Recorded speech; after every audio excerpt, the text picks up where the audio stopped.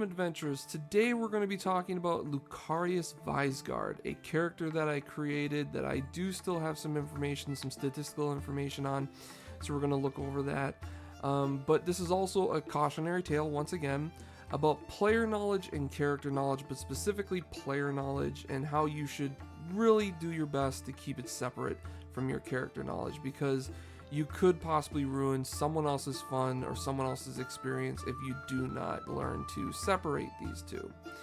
So without further ado, let's get right into it, and we're going to first dive into Lucarious Visegaurd's stats and abilities. I'm going to do I'm going to try to make a rundown of what he was capable of doing, how he was such a really cool character. I loved this character.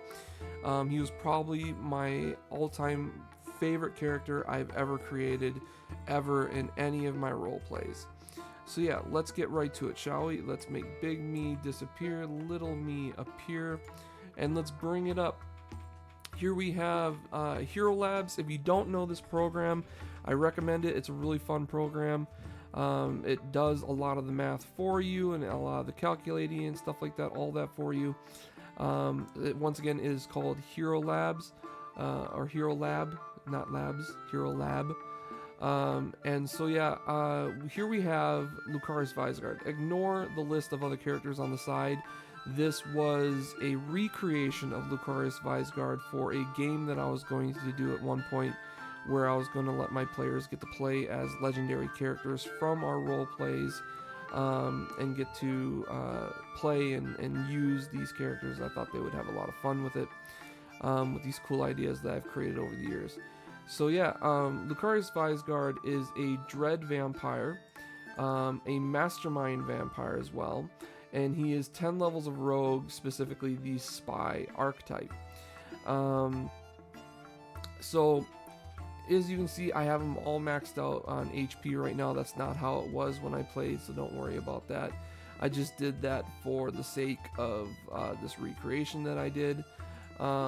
For his backgrounds, his +2 to 1 ability score, because he is still a human, was in intelligence. He has dark vision, blind sight, blood drain, bonus feat, change shape, children of the night, create spawn, dominate, dread rejuvenation, energy drain attack, gaseous form, mastermind, scent, skilled, swarm shape, uncanny climber, and undead traits. He speaks common, dwarven, elven, goblin, simple sign, and undercommon. He was, so not to go into it all that detailed, but dominate allowed me to dominate a person. Children of night allowed me to call in animals or creatures to come defend me. Create spawn allowed me to create a vampire spawn. And mastermind made it so that way I could see and hear through my spawns and be able to focus completely on what they're doing, kind of like how a druid does with their familiar. And so yeah, and then scent, skilled, stuff like that. Swarm shape allowed me to take the shape of a swarm. Change shape, I could change shape. Blood drain, I drain blood. All those sorts of things. So yeah, let's get to his ability scores. 22 strength, 20 dexterity, no con, 20 intelligence, 18 wisdom, 22 charisma. This was from, if I remember right, it's from ability score purchase. I can't remember. I think the original ability scores were very similar but slightly different, because I was able to roll for my ability scores when I made this character. He is a rogue with convincing lie, skill mastery, acrobatics, bluff, disguise, fly, perception, sense motive, stealth, and use magic device. He has fast stealth, he has esoteric scholar once per day, and he has quick disguise. Quick disguise is a huge deal because with this, I played a rogue that was really good at disguising himself and being able to do it on the run, being able to run away from any problem that I couldn't beat physically. Being a vampire, I do have very strong physical skills, but I was still a rogue, and this game that he was in a game with extraordinary characters and creatures. There were I was teamed up with a were-tiger and an archon, specifically I can't remember the name of, I think a Lamia archon or something like that. It was an archon that was a half lady, half snake with angel wings. I can't remember which Archon that was exactly anymore. And there was other unique and extravagant characters. There was, I think, some sort of water demon in our team as well that would hide in the local fountains and stuff like that and mess with people's minds. And so just to give you an idea, I wasn't the only evil thing there, but I will admit that player did not show up as much as he could have. So I did feel at the end of the day like the only evil character. I got up to 5 sneak attack dice with being level 10, improved uncanny dodge, poison use. My skills, here we go. You can take a screenshot here to look at the skills more in depthly, but bluff, disguise, perception, sense motive, stealth, these were my go-to skills that I made sure to max out to be the best that they could be. I wanted to be able to lie about anything, and I could. I ended up spreading rumors all throughout the first town that we were in, making Halloween a thing, and I made it a thing as a way for me to be able to disguise myself just fine as ridiculous things out in the street. But for the most part, I did it so that way I could steal from the rich. I did it so that way I could get them out of their houses to go trick-or-treating, while I broke into their houses and stole from the rich and stole extremely valuable things. And I wasn't the only one that took advantage of that. There was another thief in the party who also went and took advantage of that when I created that. And I don't mind that, because even though I created the scenario so that way I could steal, I'm glad that another person was able to identify that it was a great time to go stealing. I also managed to create a lie in the second town that we arrived in. I created a lie.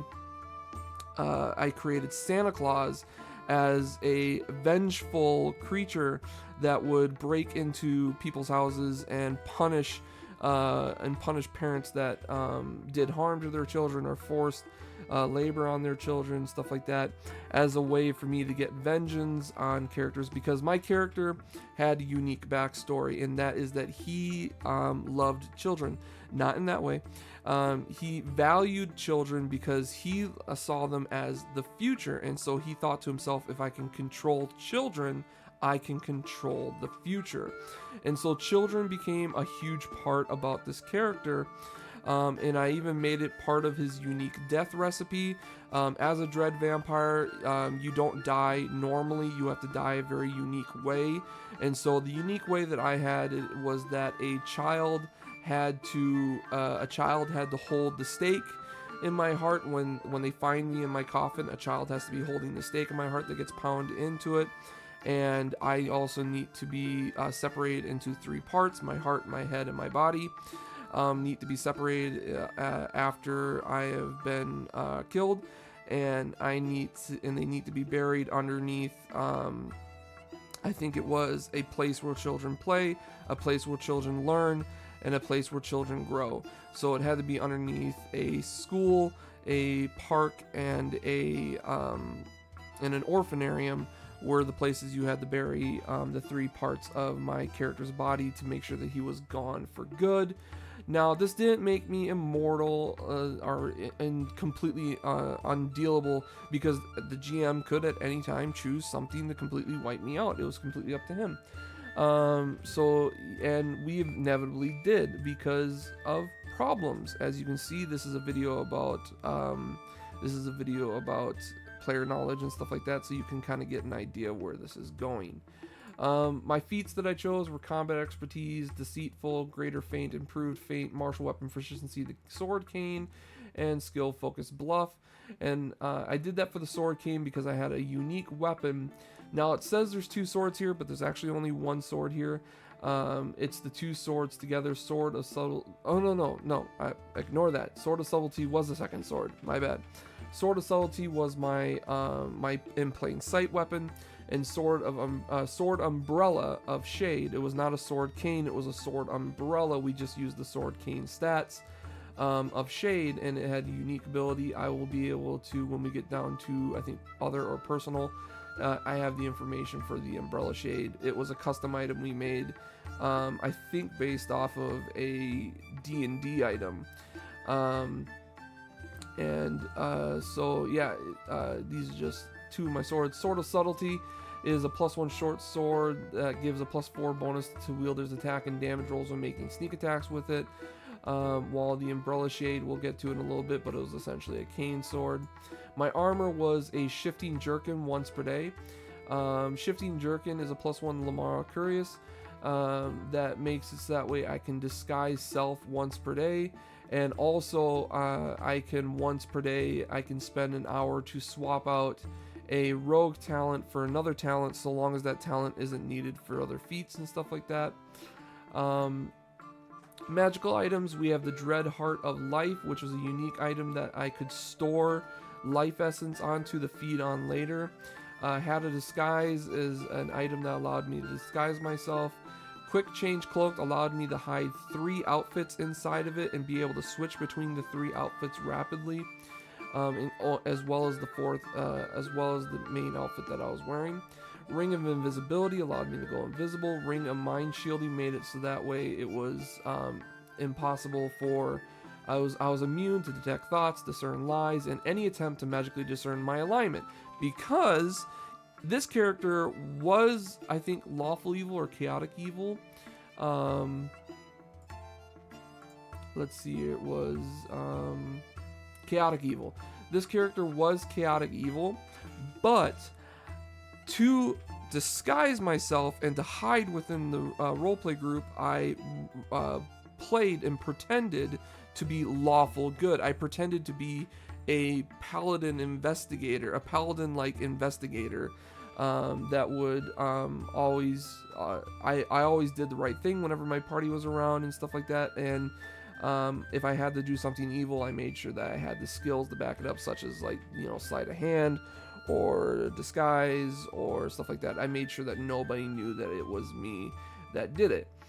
Sheath of Blade Stealth is the sheath that goes with the sword of subtlety that I have, which makes it so that way when I sheath the sword into it, it goes invisible as the invisibility spell until I draw the weapon, and it also gives a +5 bonus on sleight of hand checks to conceal the weapon, and casual inspection does not reveal it at all. Then we have the Sleeve of Many Garments, which made it so that way these were these hoops that I could slide onto my arm to change my outfit, another way for me to disguise my outfit. Souls of Silent Stride, which were simple leather shoes that gave a +5 competence bonus on stealth checks and allowed me to make stealth checks while running at a -20 penalty. And then Tiller's Pendant, which was a unique little pendant that gave me a bonus on disguise and stealth checks, and also allowed me once per day on the command word spoken to make a living flower that made 2d4 freshly picked berries that allowed to cure damage and provide for a meal, which I used for my party members as a way to show, or even children or stuff like that, to show that I was a good character. And then I have a Wand of Dragon's Breath. I had a Wand of Dragon's Breath so that way I could convince people that I was a dragon in human form, and then I had a Wand of Inflict Critical Wounds just as a way to dish out some serious magical damage in case physical damage wasn't enough to defeat my opponents. But yeah, it was these 2 little wands with gear that were in these writh sheaths that I had, and then I had some cyanide and an artisan's outfit, and then yeah, so here we go. A little description on the umbrella. The Sword Umbrella of Shade is a stylish sword umbrella of shade, keeps the wielder in fashionably ominous shadow even under the light of the sun. A wielder with light blindness, light sensitivity, or vulnerability to sunlight, such as vampires and wraiths, may ignore penalties from these qualities, and the umbrella gives a +2 bonus on saving throws against non-magical hazards related to bright light, such as glare or sunburn. And then I also had a description for a unique hat that I had. My Hat of Disguise was also a Hat of Concealment. And so a Hat of Disguise / Concealment appears to be a stylish hat. The hat behaves like a bag of holding with all the same carrying capacities according to its size, except for a few key points. Each Hat of Disguise / Concealment is keyed to a specific owner upon creation and can only be keyed to one person at a time. Should the hat's owner be killed, it becomes keyed to the next person to wear it. The currently keyed person can also relinquish the status of the status as a standard action, allowing another creature to become keyed to the hat by opening it. Only the person a hat of disguise / concealment is keyed to may access its contents. Any other who looks into the hat may also see inside is an empty hat, the dimension matching the hat's outside measurements. You can also stretch the hat out, so that way you can fit more stuff in it. If there's an item placed in the hat while it's not a dimension, cannot put anything into dimension until the item is taken out of the hat. But this is a cool little hat that I had that I worked with my GM on allowing me to create. He allowed it, and it was a really cool thing that I did some really awesome stuff with it. Like, for example, there was a character that we had met who was I think some sort of divine character. He was some Master Roshi type holy character in his game, and he had sealed off his house from evil beings, and I managed to get into it by last minute while going in following another member. I was the last person in. I leaped into my own hat and had my hat land on the person in front of me, and then that went through, and then I crawled back out, and I was able to get into this pocket dimension that this guy created that was immune to evil, or was not allowing evil things to enter. And so yeah, this is a little cool thing. I really love this character. I worked hard on this character. I did so much. And there's still so many things. There's blind sight, blood drain, chain shape, challenge resistance, children of the night, climb 30 feet. I have a climb speed, combat expertise, combat reflexes, convincing lie 11 days. This means that I could tell a convincing lie, such as like saying, you know, making people believe in trick or treating or Santa Claus, and it would stay around for 11 days. And people would actually have my bonus to retell the lie for 11 days. So it would spread like wildfire whenever I told a lie. I could create spawn, damage reduction, 10 good bypass, 10 silver bypass, dark vision 120 feet, dominate 30 feet DC 16, dread rejuvenation, energy drain, energy resistances to acid, electricity, and sonic 10, esoteric scholar once per day, evasion, fast healing, fast stealth, fly 30 feet perfect, gaseous form at will, greater feint, immunity to ability drain, bleed, cold, death effects, disease, energy drain, exhaustive, fatigue, mind affecting effects, non-lethal damage, paralysis, physical ability damage, poison, sleep, stunning, improved feint, improved grapple, improved uncanny dodge, mastermind, poison use, quick disguise, quick change cloak, ring of invisibility, ring of mind shielding, scent, sheath of blade stealth, shifting jerkin, skill mastery, skilled liar, sleeves of many garments, sneak attack plus 5d6, souls of silent stride, swarm shape, tiller's pendant, uncanny climber, and undead traits. I do not have time to go over all of these. If you guys want me to make a longer format video going over all the abilities that this character had, go ahead, let me know in the comments, and maybe I'll get around to it. But yeah, this was just a really unique character. I really loved this character. They were a lot of fun. Now on to the problem, which was player knowledge. Player knowledge was the death of this character, and it is really sad that such a really cool character, an amazing concept idea, died and had to go away because I had players in my group that would take player knowledge and then react or judge or treat my character based on their player knowledge instead of character knowledge. So I would do stuff. For example, I had the feed, so I would go out, I would find people, and I would feed on them, and so on and so forth. So I would kill innocents, and then I would make it look like something else, like a raid attack or something like that. And I would always do my best, and I would always make sure that there was no way in hell anyone could possibly know that it was me that did it. And no one, character-wise, ever knew that I was evil. There was never once any character information ever revealed that my character was evil. Even when I died and a character revealed information about me, they didn't reveal that my character was evil. Or at least not so much so that my players could have treated him as a villain. But he was essentially, he acted like a lawful good paladin around everybody. He played the lawful good paladin. He was an investigator, and he helped people, and he did things to protect people. And then he also had traits that made him technically a little bit good, but not necessarily good by protecting children, just because he saw them as a resource to take over the future. And so people should have seen him as the good character that he acted around the party. But instead, they took the player knowledge of, oh, he kills innocent farmers, oh, he's killing innocent people in the night to feed and stuff like that, he's a vampire and stuff like that. They took all that knowledge and they started treating me as an evil character. In the roleplay actions, they would roleplay with me and they would scoff at me and treat me as a villain, and I would be so confused, and I would roleplay my character as confused, like, I don't know why you're being this way to me, I don't know why you're acting like this. And it really sucks that eventually I couldn't stand it anymore. It also did not help that a joke went too far.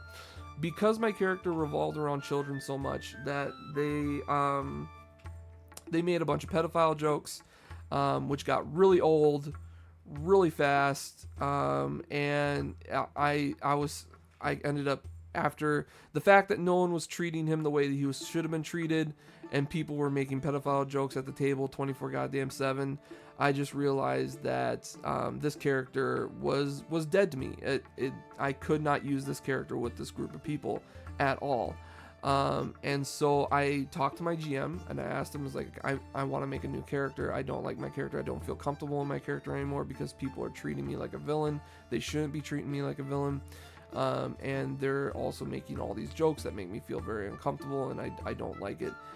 Because this is a character that I'm really attached to. I really like this character, and I don't like people seeing him as a pedophile villain when he's not acting like a pedophile villain. He's not acting like a villain in general. He should be treated like a paladin. He should be treated like a good character that he acts like until they catch him doing villainous acts. And so my GM, he was very kind. He said, yeah, I fully understand you. Yeah, the joke's gone too far. And he understood, and so we had my character go out in a bang, and I did a couple of things on the way out to give advantages to players that I liked, and I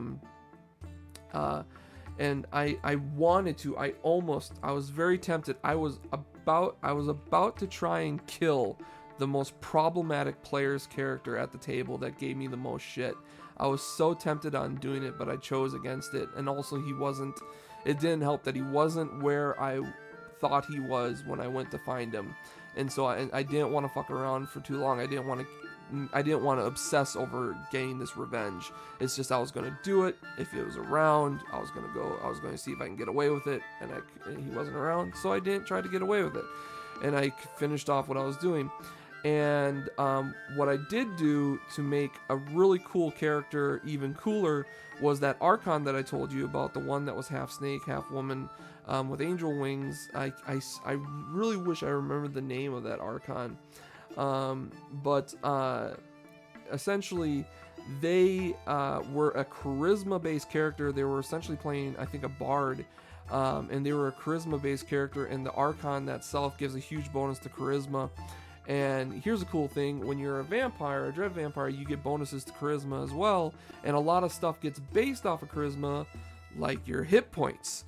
And so I thought it was really, really cool to bite and turn the Archon, and the GM allowed it. The GM allowed me to bite and turn the Archon in her sleep, turning her into this conflicting vampire, like godly creation character, and she became a huge powerhouse in the game after that. She was almost unstoppable hit points wise because her charisma was insanely high. She had a damage resistance of her own because she was an Archon, and she was extremely powerful and strong after that, and she had really cool abilities. But she had to struggle with the fact that she was a vampire, and so I gave her a cool roleplay quirk to play with. And then how I went out was that I decided for my character that there was this deity-like guy who knows that I'm evil, and I couldn't risk him telling my party members that I'm evil, and so I role-played. I attacked his place. I brought several of my spawns. I had turned a storm giant at the time, and I had turned a couple of normal people that were my followers and stuff like that. I brought them all to the fight with me. I summoned swarms. I went to gaseous form and stuff like that whenever I had to. And it was a really epic battle of me transforming into a swarm, attacking. He then started doing AoE attacks, so I transformed back out of a swarm. I turned into another creature. I attacked him as that. And he started doing real big damage to me again. And so I transformed back into my normal person. And then gaseous form to get away from him hitting me really hard, and I had my storm giant do as much as damage as he could, and it was a really cool, really powerful battle that ended in my inevitable death. This character was a divine being capable of killing me outright, and so that's what he did. He killed me outright, and thus Lucarious Visegaurd was no more. And I sadly went on a binger, you could say. I couldn't find another character to scratch that itch. And I ended up making multiple characters after that point until the game ended. Because I just couldn't find something to replace it with. So my entire experience for that game was ruined because a joke went too far and people could not separate their player knowledge from their character knowledge. And so I stress that you guys should do the best that you can to separate those two things, because if you cannot separate player knowledge from character knowledge, you're going to have a bad time yourself, and you're going to possibly ruin the game for another person because you're not acting how you should be. You should always play off of your character's knowledge. You should always roleplay off your character's knowledge. You should do something crazy or stupid or funny if you think your character would do that, even though you know it won't work or it would work.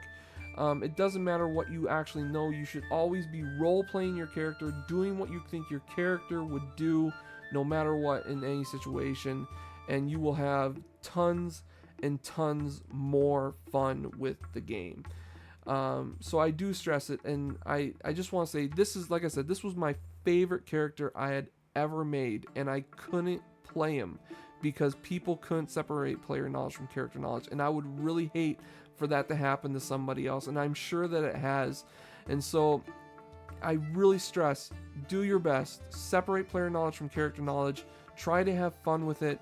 Do not stress it. You do not need to care about the real world knowledge. It's not a strategy game where you're trying to beat your GM. You're trying to have fun with your GM. You're trying to enjoy the game with your GM. So take what you will and separate the two knowledges: player knowledge, character knowledge. Play off of character knowledge. Laugh with player knowledge. You know what I mean? Talk with your friends about player knowledge, but don't use it in your character. All right, don't use it in your character. So yeah, I hope that you guys enjoyed the video. I hope it wasn't too long, and like I said, if you want a long-term video of me going over all the different abilities and gear and equipment on Lucarious Visegaurd, go ahead, let me know. If you guys are interested in these other characters that I created, this was for these are based off of other characters that I created for different. They were in different role plays that I did. There were different NPCs that I made, or different characters that I created to play in different games. And I ended up using Lucarious Visegaurd as an NPC later on in my other games, where I was the GM, where I could kind of control the situation a little bit better with the players and tell people to calm down and stuff like that. I was able to have a little bit more control over it. I was able to use Lucarious Visegaurd as an NPC, which is why he's on this list. But this is a list of NPC characters from my stories, from my games that I GM, that are very unique, very strong, and very powerful. White Rabbit, Alien Gunslingers, Silver Bullet, Little Fire, Holy Blade, Wade Elytra, Heidi Hinder, Spicy Mahagus, Wet Dream, Kix the Cursed, Hunter King, and Red Hood. These are all really, really unique characters. Red Hood is a character based off of Red Riding Hood, but she is a slayer. She is a hunter. Wet Dream is a succubus that is all about coming for people in their dreams and stuff like that. And then the Alien Gunslingers, when we tried doing a star, I think it's called Starfield. It's Pathfinder's futuristic arc book type.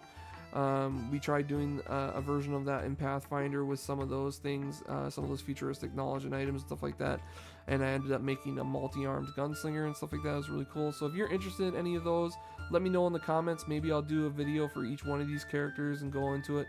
Especially if you guys end up liking or wanting a video of a more in-depth rundown of Lucarious Visegaurd and all of his stuff.